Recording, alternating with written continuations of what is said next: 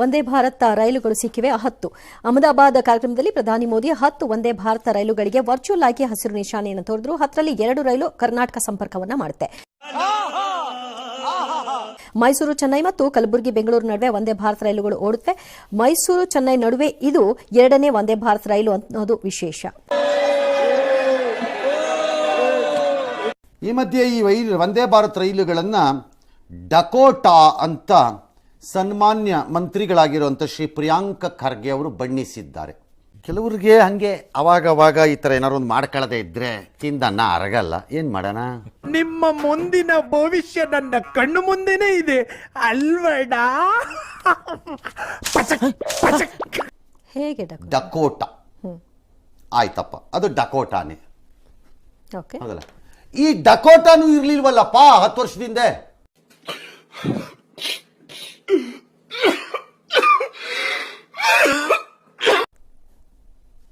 All right, ಈ ಡಕೋಟಾನೂ ಇರ್ಬೇಕಿತ್ತಲ್ಲ.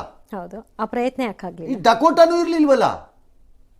ನಿನ್ಗಿದು ಬೇಕಿತ್ತ ಮಗನೇ, ವಾಪಸ್ಸು ಒಂಟೋಗು ಶಿವನೇ.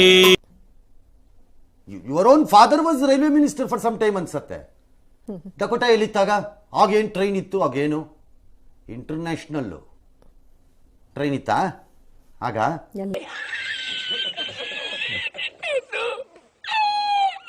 ಅದನ್ನು ಟೀಕೆ ಮಾಡ್ಬೇಕಷ್ಟೇ.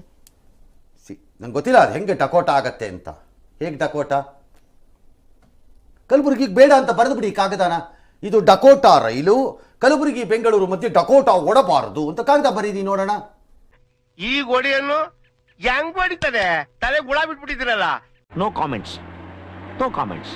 ಡಕೋಟಾ ಬೇಕಾ ಬೇಡ ಒಂದ್ ಜನ ಹೇಳ್ತಾರೆ. ಏನಪ್ಪ ಈ ಥರನೇ ಮಾಡ್ಕೊಂಡು ಹೋಗ್ತಾರೆ.